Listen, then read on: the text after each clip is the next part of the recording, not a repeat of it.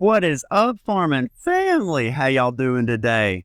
Today, we're checking out the Apex Pro 16mm and 14mm. I'm going to be going over the specs. I'll be going over everything, so stay tuned for that.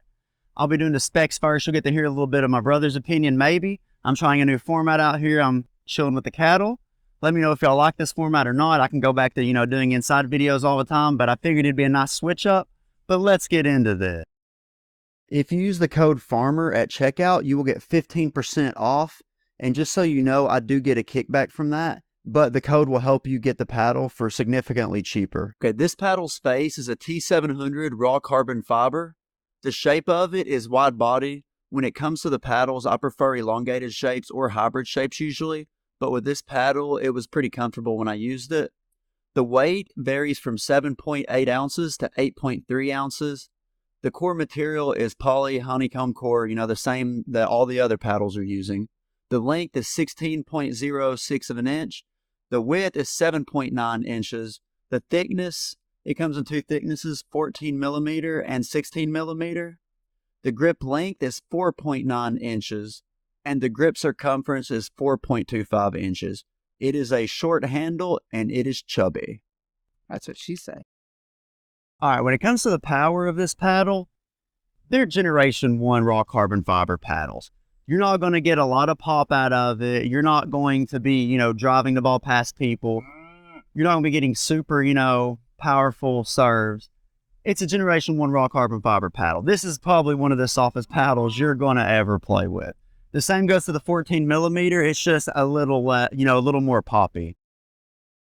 This is a very soft paddle. I would probably compare it to the Bison, but the 14mm was similar to the Bison's, 13mm. There's not going to be a drastic difference when it comes to the Generation 1 raw carbon fiber paddles. So if you want something that's like really, really controllable, I would probably try this because you're not going to have any problems at all. Dinking, drops, just anything soft, basically. When it comes to the spin of this paddle, it's going to perform just like the Spartus, the Bison, and similar to the SLK Halo. There's not going to be a drastic difference in the numbers. It's not going to, dwell on the face as much as it does with the thermoform versions or anything like that. But if you want a soft controllable paddle, this one would probably be a go-to that's going to provide adequate spin.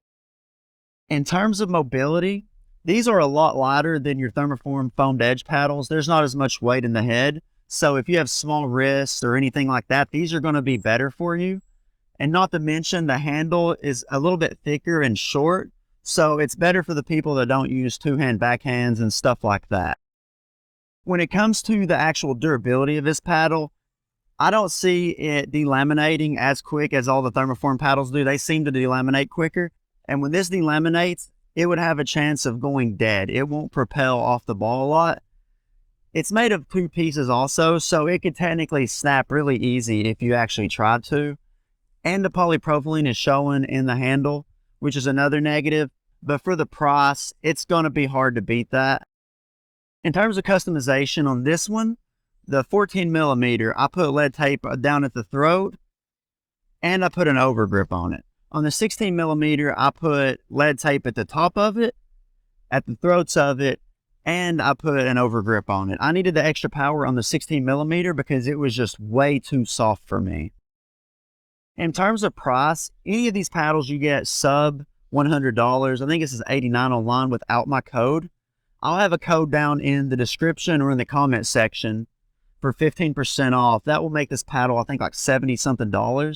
So if you need a backup paddle, I would definitely recommend getting this as a backup because you're not going to be able to find a backup that's, this cheap that can have control and still put spin on the ball.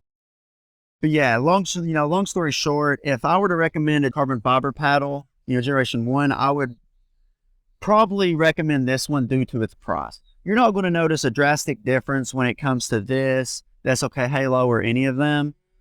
So I would probably recommend this, but I would take the tape off and I would put something along the edges to hide the polypropylene and make it a more, flush paddle all the way through. That would just make more sense to me.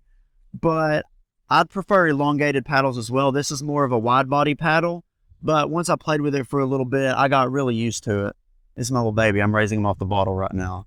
But if you like this, the way this worked and you like it's better than me just sitting in the house, let me know. If not, I can go back to my normal content. But until next time, stay safe, have a good day, drink plenty of water.